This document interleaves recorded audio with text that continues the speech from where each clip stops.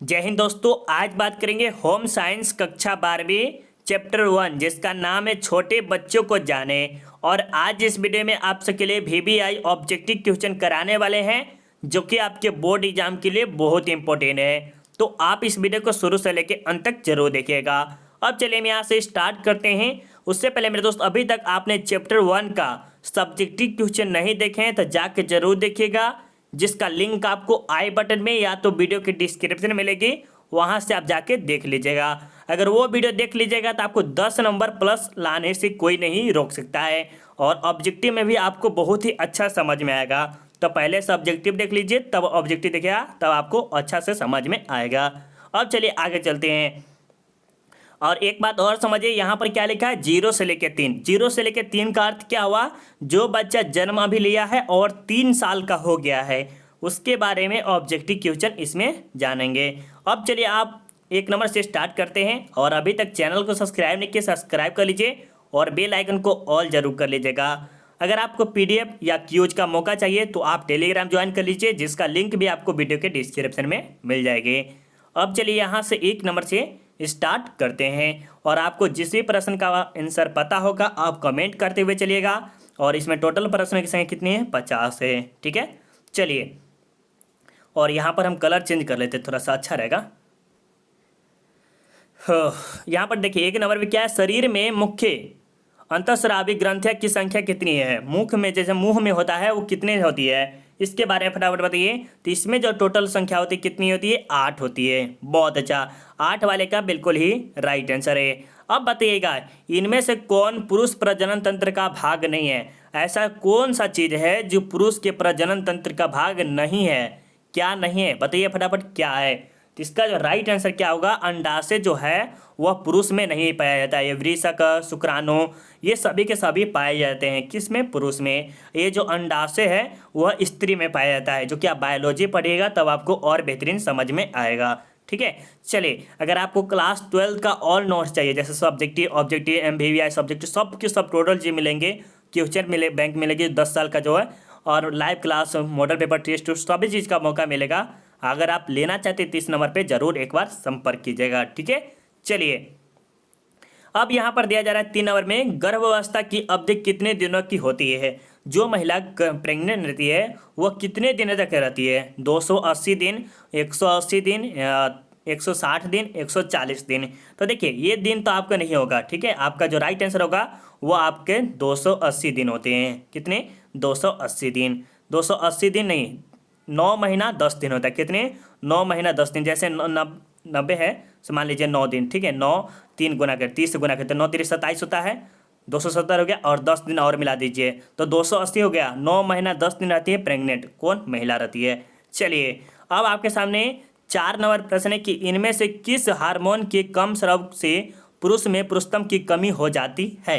इसके बारे में बताइए राइट आंसर क्या होगा। किसमें कह रहा है, पुरुष के बारे में कह रहा है। तो ये जो एंड्रोजन है इसकी कमी से हो जाता है, तो इसका राइट आंसर सी होगा। अब चलिए, रोजो धर्म, मासिक धर्म स्त्रियों में सामान्यतः कब समाप्त हो जाता है, इसके बारे में बताइए। ये जो आप पता होगा कि क्या होता है, मासिक या रोजो धर्म क्या होता है, यह सामान्यतः कब समाप्त हो जाता है, इसके बारे में भी आपको पता होगा।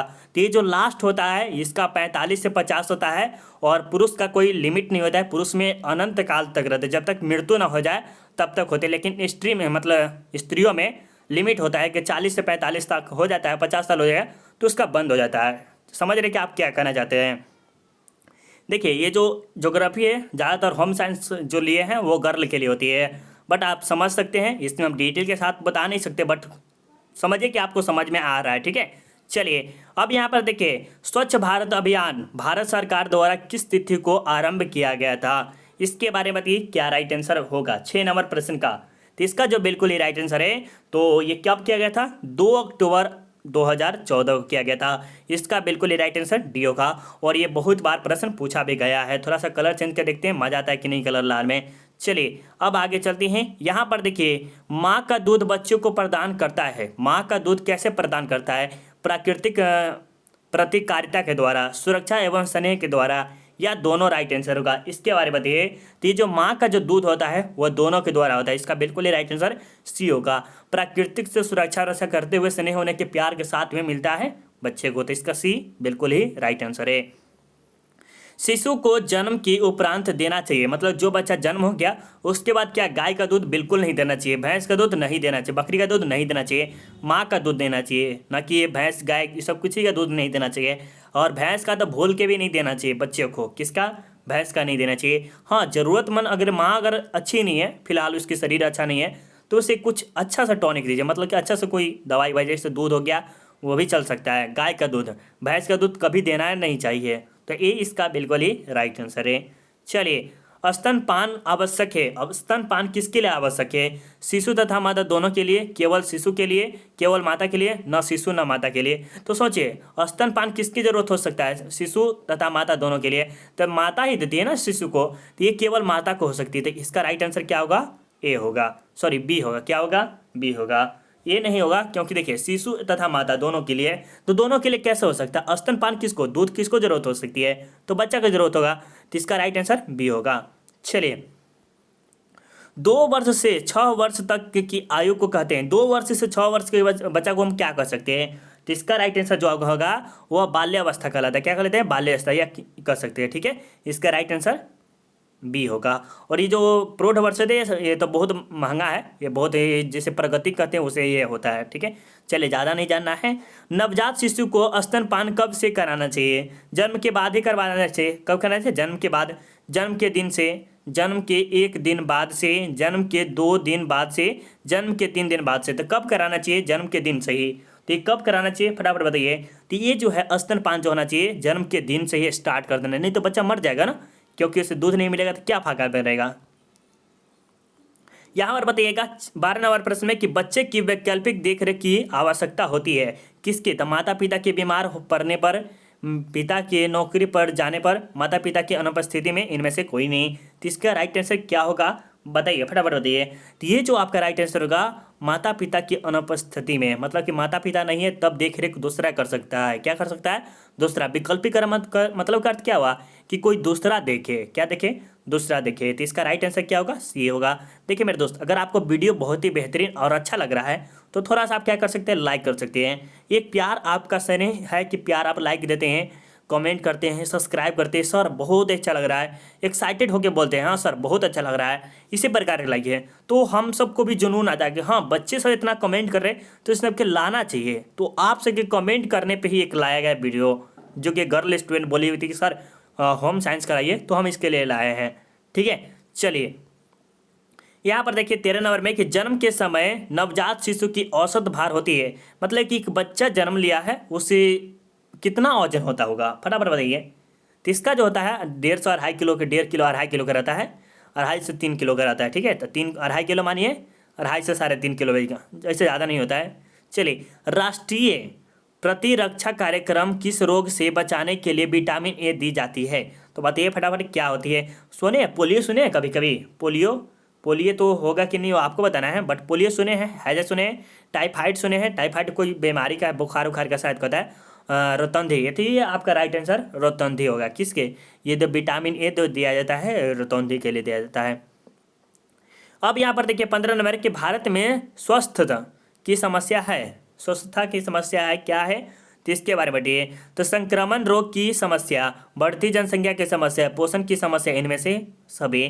तो इसका राइट आंसर क्या होगा फटाफट बताइए। तो ये जो है सभी के सभी हो सकती है, भारत में जो बच्चे की समस्या हो सकती है, बढ़ती जनसंख्या की समस्या हो सकती है, संक्रमण रोग की समस्या ये भी हो सकता है। तो राइट आंसर जो आपका होगा डी होगा। चलिए, अब बताइएगा 16 नंबर में निम्न में से कौन क्रियात्मक विकास नहीं है, क्रियात्मक विकास नहीं है। तो देखिए, सिर संभालना, अपना सिर खुद संभालता है बच्चा, घुटने के बल चलना, घुटने के बल ये सही है, ये भी सही है। पकड़ना, कोई चीज़ को पकड़ना, बोलना, तो ये थोड़ा सा क्रियात्मक नहीं, ये तो बचपन से जब भी जन्म लेता है वैसी समय से रो रो रो रो रो करता रहता है, तो बोलना ये तो क्रियात्मक नहीं है। लेकिन सिर संभालना, ये सब संभालना, ये क्या क्रियात्मक है, ठीक है। चलिए, वृद्धि से तात्पर्य है, वृद्धि से तात्पर्य क्या है, शारीरिक आकार में परिवर्तन, बिल्कुल ये सही हो सकता है। वृद्धि निश्चित अवधि के लिए होता है, वृद्धि मतलब कि हमेशा होता रहेगा। वृद्धि मापी जा सकती है, वृद्धि मापी जा सकती है, कितना धड़फड़ा जाते हैं, बोलने में भी मेरे दिक्कत हो जाता है। तो इसका राइट आंसर डी ही होगा। चलिए, अब यहाँ पर देखिए बी वृद्धि से अभिप्राय है, बी वृद्धि से अभिप्राय है किसके है? तो ये है संख्यात्मक से है। क्या है? संख्यात्मक विकास से है। चलिए, किस बीमारी से बचने के लिए वैक्सीन मुंह द्वारा बूंदों के रूप में डाला जाता है? देखें, पोलियो दवाई डाला जाता है, सुने हैं ना, कभी दवाई ववाई डालता है तो उस समय देखे होंगे कि क्या डाल देता है, मुंह में डाल देता है पोलियो, जो कि बच्चा में हम भी पिए होंगे, आप भी पिए होंगे, ऐसा नहीं कि नहीं पिए होंगे। चलो बताइए क्या राइट आंसर होगा। हम बोल भी दिए आंसर तब भी आप नहीं बता रहे। बहुत अच्छा, पोलियो वाले का बिल्कुल ही राइट आंसर है। अब बच्चा को ये देना ही चाहिए। देखिए, किस बीमारी से बचने के लिए वैक्सीन को मुंह द्वारा बूंदों के द्वारा रूप में डाला जाता है, तो पोलियो देना चाहिए, बच्चों को पिलवाना चाहिए। ऐसा नहीं कि आ गया पोलियो देने वाला तो छुपा के बच्चों को, नहीं, ये दिलवाना चाहिए। ठीक है, 20 नंबर देखिए, मानव शरीर में सबसे छोटी ग्रंथि कौन सी है? मानव शरीर में सबसे छोटी ग्रंथि कौन सी है, इसके बारे में बताइए। तो ये जो सबसे छोटी ग्रंथि है ये पीयूषम है, जो कि आप बायोलॉजी पढ़िएगा तो आपको और अच्छे से समझ में आएगा। ठीक है, चलिए, कितना प्रतिशत पानी की कमी होने पर बच्चे की मृत्यु हो जाती है? कितना प्रतिशत पानी की कमी पर बच्चे की मृत्यु हो सकती है? तो 10% अगर बच्चे में कमी हो जाती है, सॉरी 20% कमी हो जाती है तो बच्चे की मृत्यु हो जाती है। ठीक है, चलिए, पशुओं से मनुष्य तक पहुंचने वाला छूत रोग है, क्या रोग है? पशुओं से मनुष्य तक पहुंचने वाला रोग, छूत रोग को क्या कहते हैं? छूछाछ रोग होता है, उसे क्या कहते हैं? हाइड्रोकोफिया कहते हैं। क्या कहते हैं? हाइड्रोफोफिया। ये कौन सा रोग होता है पता नहीं है, बट हम आपको बताएं, इसका राइट आंसर ये होगा। ठीक है, चलिए, अब बताइए 23 नंबर में कि निम्न में से कौन माता के दूध के साथ नवजात की जरूरत होती है? तो इसके साथ शहद, ग्लूकोज, पानी, इनमें से कोई नहीं। तो माता के दूध के साथ क्या चीज़ की जरूरत होती है, इसके बारे में बताइएगा। तो बच्चे को पानी की जरूरत होती है, शहद की, ग्लूकोज की, ये सब की जरूरत नहीं होती है। क्यों? क्योंकि वो बच्चा पानी भी हल्का हल्का पीता है दूध के साथ। ठीक है, पी सकता है। शेषवावस्था कितने वर्ष की होती है? शेषवावस्था कितने वर्ष की होती है, इसके राइट आंसर क्या हुआ? तो इसमें 0 से 2 होना चाहिए, यहाँ पर कुछ और लिखा है, यहाँ पर पॉइंट मान लीजिएगा, 0 से 2 वर्ष को, तो इसका राइट आंसर ये होगा। क्योंकि आप पढ़ ही रहे कितना से, 0 से लेके 3 वर्ष के लिए, तो 3 वर्ष का राइट आंसर खोजिए। तो ये 3 तो नहीं होगा, ये आपका राइट आंसर ये होगा। ठीक है, चलिए, हम थोड़ा सा ज़्यादा फास्ट तो नहीं ना बोल रहे हैं, फास्ट नहीं ना बोले हैं। आप सब बताइएगा सर आपका पढ़ाने का तरीका कैसा है, ये आप हमें जरूर बताइएगा। गोलकृति रोग किसके कारण होता है? गोलकृति किसके कारण होता है, इसके बारे में बताइए। तो ये जो आपका है मिट्टी के कारण होता है, जो कि मिट्टी में देखते हैं बच्चे से उघराया रहता है, तो इसी के कारण होता है। ठीक है, ये याद बहुत ज़्यादा इंपॉर्टेंट, याद रखिएगा। चलिए, अब आपको अच्छा लग रहा है ना। चलिए, यहाँ पर बताइएगा 26 नंबर प्रश्न में गर्भ अवस्था का लक्षण है, गर्भ अवस्था का लक्षण है जो कि प्रेग्नेंट कहते हैं, वो कब पता चल सकता है, कैसे लग सकता है? प्रातः काल जी मचलाना, जी जो है जानते हैं ना, जीव, वो बार बार मूत्र त्याग होना, मतलब कि आप समझते क्या होता है, माहवारी का बंद होना, इनमें से कोई नहीं, इनमें से सभी। तो इसका राइट जो आंसर होगा वो डी होगा। जो गर्ल होगी सभी के सभी इसको पता होगा कि ये क्या होती है। ठीक है, गर्ल को ये सभी के सभी पता होगा, बट इसमें डिटेल के साथ समझाना हमारे लिए और अच्छी बात नहीं होगी। तो चलिए आपसे समझते हैं। अब यहाँ पर देखिए, जब आपको मैम पढ़ाएगी, कोई मैम आपको लिए लाएंगे होम साइंस के लिए स्पेशल, आपके लिए मैम एक खोजेंगे जो कि आपके लिए पढ़ाएंगे और होम साइंस आपको बहुत ही अच्छा से समझाएगी। ठीक है, तो आप सब चैनल को सब्सक्राइब कर लीजिए, तब आपके लिए बेहतरीन तरीक़ा से पढ़ाया, जो कि आपको होम साइंस वो की हुई है। ठीक है, होम साइंस की हुई है। चलिए, अब यहाँ पर देखिए, जन्म के समय स्वस्थ नवजात शिशु का वजन होता है, जो बच्चा जन्म से ही स्वस्थ है तो उसका कितना होना चाहिए? उस टाइम देखे थे तो 2.5 से 3, 3.5 kg के देखे थे, और अब कितना kg का हो सकता है, इसके बारे में बताया जा रहा है। तो 27 नंबर का जो आपका प्रश्न है वो आपको 2 से 2.5 kg का ही होता है, उसका भी मान लीजिए 2.5 kg होता है, ज़्यादा नहीं हो सकता है, क्योंकि ये स्वस्थ बच्चे के बताया जा रहा है। ठीक है, यहाँ पर देखिए, निर्जलीयकरण होने पर बच्चों को क्या पिलाया जाता है? निर्जलीयकरण होने पर क्या पिलाया जाता है, ये बताइएगा फटाफट। ये पिलाया जाता है ORS घोल। क्या होता है? ORS घोल। तो इसका राइट आंसर ये होगा। ठीक है, इनमें से कौन सा अतःस्रावी ग्रंथि है, बताइएगा, इसका राइट आंसर क्या होगा? तो इसका जो राइट आंसर आपका होगा उपयुक्त में से सभी, पीयूषम ग्रंथि, थायराइड ग्रंथि, सेक्स ग्रंथि। तो इसके बारे में बताइए क्या राइट आंसर? तो इसका राइट आंसर डी होगा। ठीक है, चलिए, इनमें से कौन महिला प्रजनन अंग है? इसमें से महिला प्रजनन अंग है तो गर्भाशय, अंडाशय, डिम्ब वाही निकल नलिका, क्या है? डिम्ब वाही नलिका। तो इसका राइट आंसर जो आपका होगा उपयुक्त सभी का, अंडाशय स्त्री में पाया जाता है, गर्भाशय स्त्री में ही पाया जाता है, जो शुक्राणु होता है वो पुरुष में पाया जाता है। किस हार्मोन की कमी से घेघा रोग होता है? किसका हार्मोन की कमी से घेघा रोग होता है? जैसे नहीं देखते किसी को फूला फूला रहता है, वो किस रोग से होता है? तो ये जो होता है थायरोक्सिन से होता है। क्या होता है? थायरोक्सिन से होता है। ये इसका बिल्कुल ही राइट आंसर है। चलिए यहाँ पर देखिए, मासिक धर्म की शुरुआत लड़कियों में सामान्यतः किस वर्ष में होती है? तो ये जो होती है आपको पता होगा, ये जो होती है 10 से 12 साल, मतलब कि संभवतः 12 साल से स्टार्ट होता है। बट इसमें किसी किसी इस बच्चे को, मतलब किसी लड़की को 10 साल से ही स्टार्ट हो जाता है, जिसे पीरियड के नाम से भी जानते हैं। किसे? पीरियड के नाम से भी। ठीक है, तो ये जो आपको होती है 10 साल से, या 10 साल से स्टार्ट होती है, और 35 इंडिया नहीं देखे थे अभी, जस्ट आपको 45 से लेकर 50 तक एज बताए थे। तो ये पीरियड 45-50 तक लास्ट रहता है, उसके बाद ये बंद हो जाता है खुद पे खुद। लेकिन पुरुष में ऐसा नहीं है, पुरुष का लिमिट है, अनलिमिटेड, वो कभी तक चलता रहता है उसका। ठीक है, चलिए अब यहाँ पर देखिए, हमारे शरीर में रोगाणु कैसे प्रवेश करते हैं? सॉरी अगर गलत बोल दिए होंगे, वर्ड कुछ गलत बोल दिए होंगे तो उसके लिए सॉरी, क्योंकि थोड़ा मोड़ा बताना आपके लिए ज़रूरी है। भले आपको वीडियो में खराब लगे वो अलग बात है, बट आपको नहीं अच्छा लगे तो क्या कीजिएगा, आप चैनल को डिसलाइक कीजिएगा और चैनल चल जाए। लेकिन इस प्रकार जो समझा देगा, जो आपको शर्म भी नहीं लगेगा, क्योंकि ऑनलाइन पढ़ रहे हैं ना, ऑनलाइन में किसी को बताना, फेस उस नहीं दिखाना, खुद पे खुद पढ़ रहे हैं, और उस समय आपको पढ़ने में भी इंटरेस्ट बढ़ा है, तो चैनल बेस्ट है आपके लिए, हम तो यही कहेंगे। बाकी आपको डिपेंड कैसा लगता है कि आप सोच रहे हैं, यह आप पर डिपेंड है। ठीक है, चलिए, हमारे शरीर में रोगाणु कैसे प्रवेश करते हैं? रोगाणु कैसे हवा के द्वारा या पानी के द्वारा? तो इसका राइट आंसर क्या होगा? तो ये जो होता है दोनों के द्वारा प्रवेश कर सकता है, तो इसका राइट आंसर सी होगा। चलिए, इनमें से कौन बुनियादी जरूरतों की आधुनिक सूची में शामिल है? क्या है? इनमें से कौन बुनियादी जरूरतों की आधुनिक सूची में शामिल है? तो इसका राइट आंसर क्या? आवास, शिक्षा, भोजन, कपड़ा। इसका राइट आंसर क्या होगा? बताइएगा फटाफट, क्या राइट आंसर होगा। चलिए देखते हैं आप सबका कमेंट क्या आ रहा है। 34 नंबर का आप सब कमेंट नहीं कर रहे हैं, बहुत अच्छा। इसका जो है शिक्षा होगा। ठीक है, चलिए अब आगे चलिए। स्वच्छता के किस कार्य में जल की अधिक आवश्यकता नहीं होती है? तो किस में? नहाने के समय तो होना चाहिए, कपड़ा धोने के समय में होना चाहिए, बर्तन धोने के समय में, ब्रश करने में, जैसे पानी की जैसे मुंह का ब्रश नहीं करते हैं उस टाइम दिया बोल रहा है। तो ब्रश जब करते हैं उस टाइम कितना थोड़ा सा पानी डालते हैं, जो कि सुबह सुबह उठ के करते हैं, तो उस टाइम काम पानी की जरूरत है। तो इसका राइट आंसर डी होगा। चलिए, जल की कमी से होता है, जल की कमी से कौन सा रोग हो सकता है? तो अभी जस्ट बताया कि निर्जलीय रंग रोग होता है शायद, तो ये आपको पता, अभी जस्ट आपको बताया था, सी इसका बिल्कुल ही राइट आंसर है। कौन सी बीमारी मक्खियों द्वारा फैलती है? कौन सी बीमारी मक्खियों द्वारा फैलती है? तो इसके बारे में बताइए, राइट आंसर क्या होगा? तो ये जो है हैजा जो है वह मक्खियों के द्वारा फैलती है। अब बताइए, किशोरावस्था में मासिक धर्म किसका संकेत नहीं होता है? किसका संकेत नहीं होता है? तो ये जो होता है शादी करने की उम्र का। क्या होता है? शादी करने का उम्र का। अब चलिए, 5 से 12 वर्ष तक के आयु वर्ग को कहते हैं, 5 से 12 वर्ष के आयु वर्ग को क्या कहते हैं?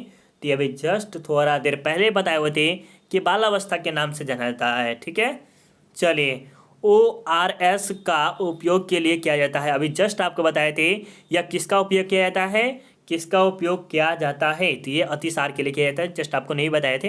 देखिए 10 प्रश्न और बचा है, और एक डिटेल और आपको बता देते हैं कि जिस भी स्टूडेंट को सब्जेक्टिव देखना है तो चैनल सब्सक्राइब तो कर ही लीजिए, प्लस आपको सब्जेक्टिव का चैप्टर 1 का बताए हुए हैं, जो कि बहुत ही मेहनत के साथ पढ़ाए हुए हैं, और इससे अगर पढ़ लेते तो आपको 10 नंबर कोई भी नहीं रोकेगा, जिसका लिंक आपको वीडियो की डिस्क्रिप्शन में मिल जाएगी। ठीक है, चलिए, निम्न में से कौन क्रियात्मक विकास नहीं है? क्या है? निम्न में से कौन क्रियात्मक विकास नहीं? तो बोलना ये आपको पहले बताए हुए थे। निम्न में से कौन बच्चे का समाजीकरण का घटक नहीं है? समाजीकरण का घटक नहीं है, तो इसके बारे में बताइए, राइट आंसर क्या होगा? 42 नंबर प्रश्न का राइट आंसर क्या होगा बताइएगा। तो इसका जो राइट आंसर रहेगा बच्चे का जन्मक्रम। ठीक है, चलिए, स्त्रियों के अंडाशय में किसका निर्माण होता है? किसका निर्माण होता है मेरे दोस्त बताइएगा? अंडाणु का, एस्ट्रोजन का, प्रोजेस्टेरोन का, इनमें से कोई नहीं। इसके बारे में बताइए क्या राइट आंसर होगा? तो इसके जो होता है अंडाणु का निर्माण होता है, किसके? अंडाशय में। ठीक है, ये सब समझते क्या होता है। मानव शरीर का सबसे बड़ी ग्रंथि निम्न में से कौन है? मानव शरीर की सबसे बड़ी ग्रंथि जो है आपका, पता होगा ये भी क्योंकि क्लास 10th में पढ़े होंगे, यकृत। कौन सा है? यकृत। बहुत अच्छा।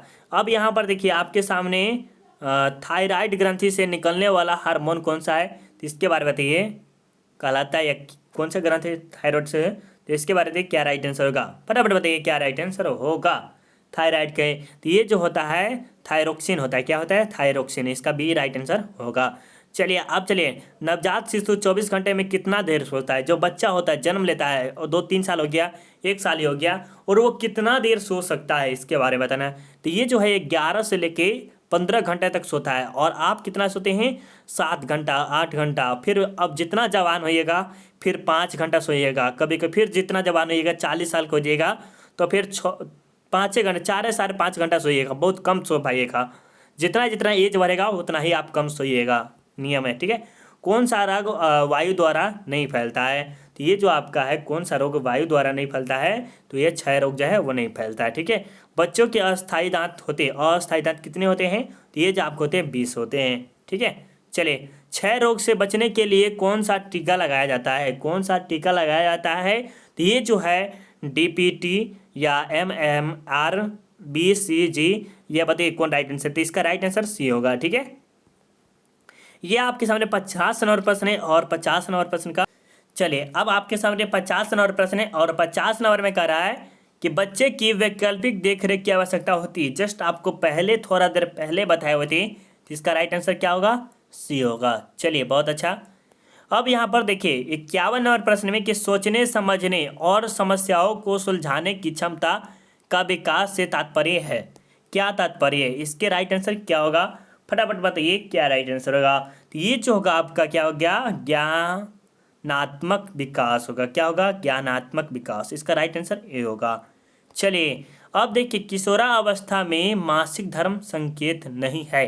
किसका नहीं है? तो शादी करने तक यही लिमिट है, ठीक है। चलिए अब यहाँ पर देखिए, ये आपका लास्ट प्रश्न है और भी आई है। भारत में स्वच्छ भारत अभियान किस मंत्रालय द्वारा प्रारंभ किया गया था? तो इसके बारे में बताइए क्या राइट आंसर होगा, बताइए बराबर। तो देखिए ये जो प्रश्न है इसका आंसर आपको खुद देना है। क्या करना है? खुद देना है कमेंट बॉक्स में। हाँ, अगर आपको क्यूज वेग कुछ भी करना है तो self study with Kundan Kumar Telegram पे जाके सर्च कीजिएगा, जिसका लिंक आपको वीडियो के डिस्क्रिप्शन में मिलेगी। वहीं बात करें अगर आपके भाई बहन दोस्त उस क्लास 10th में जो इस बार एग्जाम देने वाले हैं या आगे देंगे, तो उसे ज़रूर बताइएगा RDX सेल्फ स्टडी के बारे में, क्योंकि एक सपोर्ट आपका बहुत ही जीवन बदल देगा किसी स्टूडेंट के लिए। तो जाके ज़रूर बताइएगा। चलिए मिलते हैं अगले वीडियो में। अगर आपको PDF चाहिए तो आप हमें इस नंबर पे जरूर संपर्क कीजिएगा। ये आप देख रहे थे सेल्फ स्टडी विद कुंदन की तरफ से। अभी के लिए बाय बाय, लव यू।